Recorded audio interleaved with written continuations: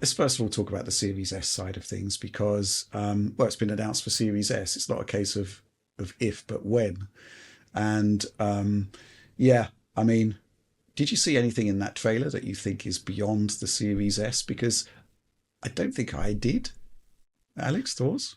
I mean, if the game is using ray trace reflections and ray trace GI, it wouldn't be necessarily cutting GI out of the game. That would be obscene. It Too would much. make it a completely different game. It's just not what they do. But like, like when I think of UE5 titles on Series S, how they get rid of like the reflection aspect of the GI and they replace it with SSR, that is a bit more reasonable. And I could see things like cuts like that on Series S. And then just the rest of the cuts we've seen for the generation so far.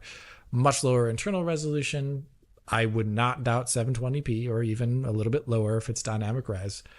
And, cuts down to any of the areas where like memory is a big concern. So textures, maybe unique objects in areas and things like that. But I didn't see anything here where I thought this is a step too far for Series S based upon what we've seen so far about how games are degraded for that console already. Yeah. Anything to add to that, Oliver?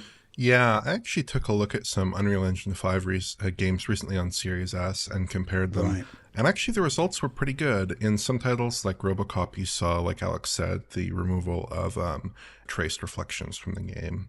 And in other titles, you saw the removal in one title, the Talos Principle 2. There was actually the removal of ray trace GI, which they kind of just... that was not great. Weird, but... It was so weird, yeah. Didn't work out that well in that title, and I certainly would hope that for GTA that wouldn't be the approach. But I think that reflections could be taken out of the game without fundamentally altering the basic visual characteristics of the title. Going down to a very low resolution, again, I would prefer a game that is a little bit blurrier and that retains the essential visual character of the game. And I think, when you look at fallbacks, when we think about fallbacks, re-arting a game and adding in a bunch of, fill lights or whatever for a game like the Talos Principle, totally doable. For a game like Grand Theft Auto 6, way harder. So right. I think it probably will maintain visual feature set parity just at a low resolution, which I think is fine for people who own that console. That should be acceptable. Yeah, I mean, the more I think about it, and I think we've said this several times over the years, I don't really have a problem with the power of the Series S. The 4 teraflop versus 12 teraflop thing gets sort of dragged out time and time again. I don't think that, that's not the problem. The memory side of things is far more challenging, I think, because it's such a big cut that actually defines the way the game is developed in many ways. There are certain things which can obviously scale, like texture quality, for example. Ray tracing, though, that's kind of like has fixed cost almost. I mean, obviously it can be simplified, but, to add ray tracing basically means that you're going to be adding a certain amount of, a degree of memory requirement. And I think, looking back, I guess it was probably the right move in getting a machine out at $299. But, available memory on PlayStation 5 for developers, 12.5 gigs, 13 gigs on Series X.